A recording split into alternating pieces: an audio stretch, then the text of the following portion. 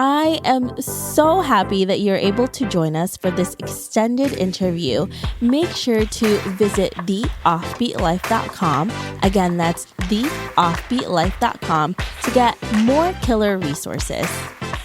Hey listeners, have you ever thought about starting your own podcast?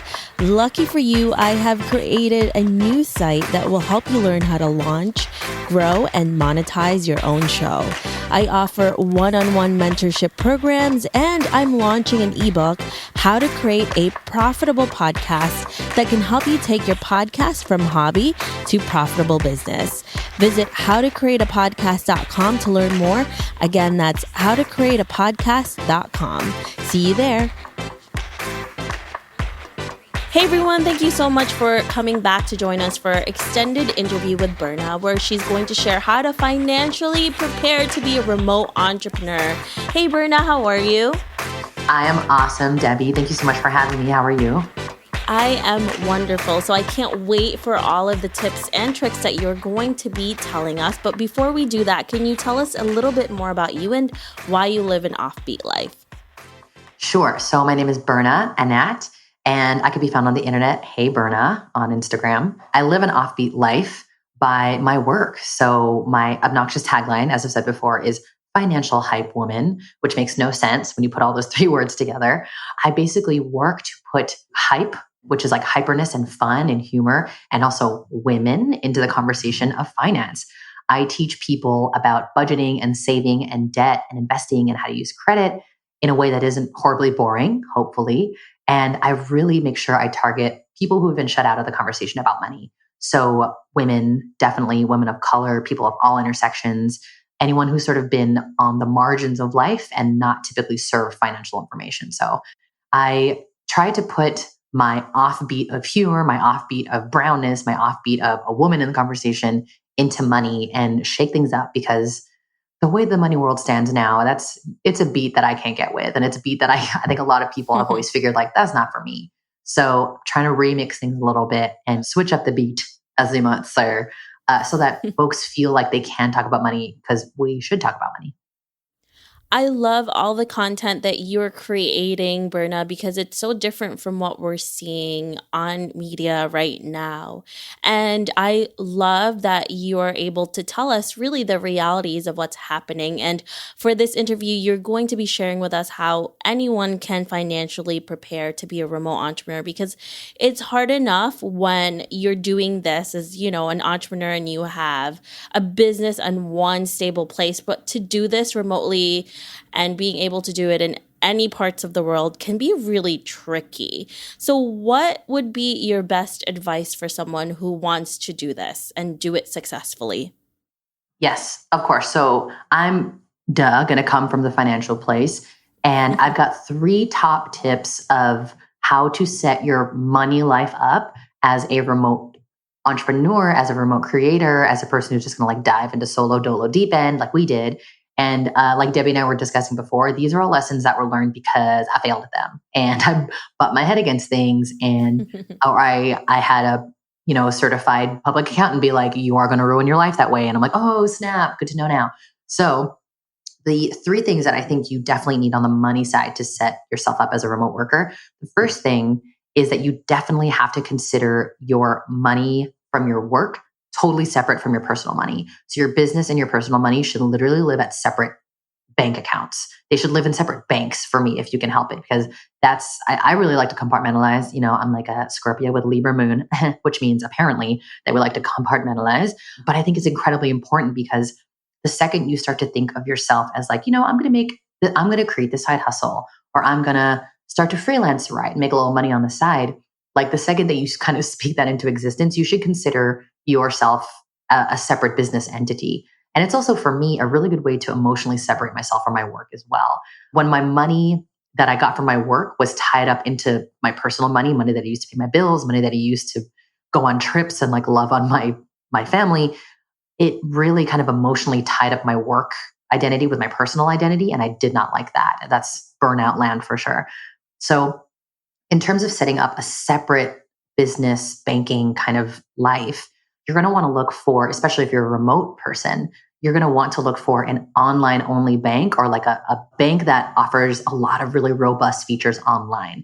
That means that you don't want to be putting your business money into like your local credit union. Because if you're traveling a lot and you're remote, you might need help from like Iceland and you need to get on the phone with somebody or get on customer service. And it's less likely that your local credit union is going to be prepared for that.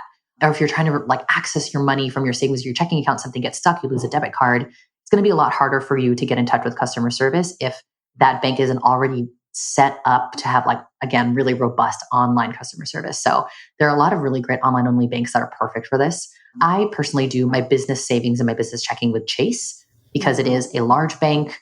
They have an amazing app that I can use anywhere as long as I have Wi-Fi. I can access my business money life. Yeah, They have really robust service. I definitely second that, Berna. That's the Yeah. bank I also use for my business Yes. accounts. They're awesome, and Mm.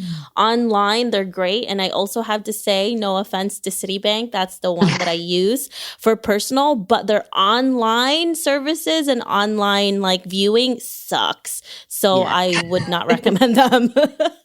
Yeah. Don't choose a service that's going to hurt your eyes, right? Yeah. Like the nice thing is that with a lot of these newer banks, online only banks, that they are sort of aesthetically pleasing to the millennial eye, I would say. And so it's easy for you to go in and make transfers, pay yourself or put things into a separate tax account or something like that. It's really easy for you to access an app where you can transfer money or get in touch with customer service. So Yeah. that's super important. And make sure that they're user friendly, because honestly, that's the huge reason why I love the Chase Bank for business, because they're super user friendly as well. Yes, and they're global. So it's a lot more likely that you'll get somebody on the phone, even though like back home it's 2 a.m. You're going to get customer service and you're going to get that sort of more robust person to person communication, which is what you'll need, especially if you're like in a panicky business place. You don't want to be panicking and your money is behind like a sort of ancient credit union local wall. It's not going to help you at all. So you want to set, again, to like kind of wrap up that first point, you want to separate your money for business and personal, and you want the money to be in a very flexible, online only, online friendly, kind of really accessible bank. And let's see, the second thing, now that we're talking about banking, is that you have to have a business emergency savings. I think this is something that not enough people talk about. And we talk about, especially in the finance world, we talk all the time about you need to have a personal emergency savings. And we say that you need 3 to 6 months of your life expenses in a savings account somewhere, which is absolutely great information. But before I started my business, I wish that I had saved up enough business emergency savings too. And it's a lot of the same principles. How much do you need to run your business every month? So you're thinking about, web hosting, if you pay for G Suite, if you pay for online internet bills, if you pay for like a rental space for your business, how much does that cost every month? And then try to build up an emergency business savings that covers, I would say, at least 6 months of it. Especially when you're just starting out as an entrepreneur or remote worker, you're going to have times where you're like, great, I'm rolling in cash. This is awesome. And then you're going to have times where like maybe a couple months goes by and you don't get paid for anything.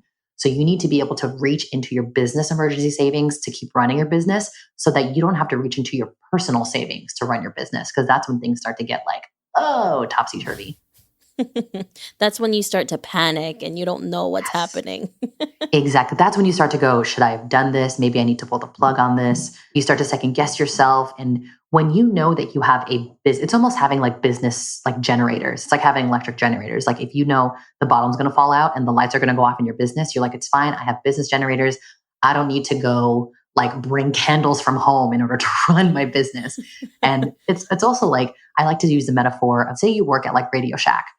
And like Radio Shack can't, the manager comes to you and is like, hey, you employee at Radio Shack, I want to let you know that like we're kind of running low on funds. So we can't pay like our lights. We can't pay for electricity. So can you bring in some money from your personal accounts to help pay for lights here at Radio Shack? That makes no damn sense, right? So if you see yourself as an employee of your business, try to protect your personal money and keep it very separate from your employee and work money, and give yourself those like that backup money so you never have to dig into technically like employees' personal savings, because that's weird. Yeah. Yeah. And then the very last thing for sure is hook up with a CPA. And a CPA is a certified public accountant. These are the people that are paid to do other people's taxes. And they know a lot about what you need to do tax-wise to protect yourself as a starting off business. So if you're a remote worker, maybe doing freelance writing work, or you're doing, freelance video or something where you're earning money on your own, you do still need to pay tax on that money. And depending on what you're doing, you might be saving 20% of what you make to taxes. You might have to save 30 or 40%. The only person who could give you that answer is a certified public accountant. So they are very, very worth taking up a couple of hours of their time and asking all the questions that you need up, just like tax wise, how do I set myself up? They might help you choose whether you're going to be defining yourself as a sole proprietor, which is basically a way to tell the government, I am a solo business and it's just me and money's going to be coming from just me. You might need help being set up as an LLC, a corporation kind of entity or structure where you're like, it's me, I'm making a business, I hire other people, like I need to figure out things on that side. All of those answers have to come from a CPA. I'm always like, I'm here for the DIY. I'm very here for the DIY of everything else, but don't mess around with your taxes. Do not DIY your taxes because nobody likes to get hit with a surprise tax bill in April when you weren't saving for it and you weren't prepared. So that's how people go broke. That's how businesses go bankrupt. Do not get messed up with your taxes. That's definitely something that you cannot do most of the time on your own. And if you do, it's going to be creating a lot of headaches. And honestly, one of the smartest things I did for my business is to hire a CPA, and they are super valuable. And whatever money you're spending on them, it's definitely worth it. For me, it's just hours and hours of no headaches. So yeah, I mean, the amount of Googling you can do to try to answer your own tax questions, like it really is like you can get answers for everything on every side. Like you can get a hard yes and a hard no for every question that you ask if you ask the internet. And so you're just going to confuse the crap out of yourself. Then that could mean thousands of dollars and like a tax lien and a tax warrant down the road. You don't want that. You're trying to start a business, not like becoming, an embezzler or getting in trouble with the state. So just avoid all that. Get your tax homies. For me, it's kind of like self-diagnosing yourself, going to like WebMD instead of just going to see the doctor. There's really no point. You're never going to get a straight answer if you're just doing that. And it's not safe either if something serious happens. Absolutely. Got to protect yourself because you've got more to think about. You've got more important and more honestly, more fun and creative thing to think about as a remote entrepreneur trying to live an offbeat life than like these crazy ass tax laws. Give that to somebody else. For sure. So Berna, thank you so much for giving us all of these awesome tips. If anyone, all of our listeners will want to know more about you because you're awesome, where can they find you? You can find me being the most obnoxious on Instagram for sure. All of my obnoxiousness goes to Instagram first. You can find me at Hey Berna on Instagram, HeyBerna. You'll also find my email there. My DMs are a mess, so please don't DM me unless you want to hate me. And you can find my email on my Instagram, and you can also, from my Instagram, sign up for my biweekly newsletter, which is kind of like my blog. That's where I really go in and share tips and tidbits and links and podcasts I'm listening to, books I'm listening to, like tea that I need to spell about the finance industry to somebody. You can get from my newsletter. So come find me. Perfect. Thank you so much, Berna, for being here today. I really appreciate all the knowledge that you gave us. Thank you so much for having me, Demi. This has been awesome. Thank you. I hope you enjoyed this extended interview with Berna. Make sure to visit theoffbeatlife.com. Again, that's theoffbeatlife.com to get the full interview where she shares how she became an online financial hype woman, inspiring people of color to learn financial literacy. Thanks for joining me on this extended interview. Don't forget to subscribe and leave a review on iTunes. We can also chat some more on Facebook at The OB Live. I'll talk to you soon.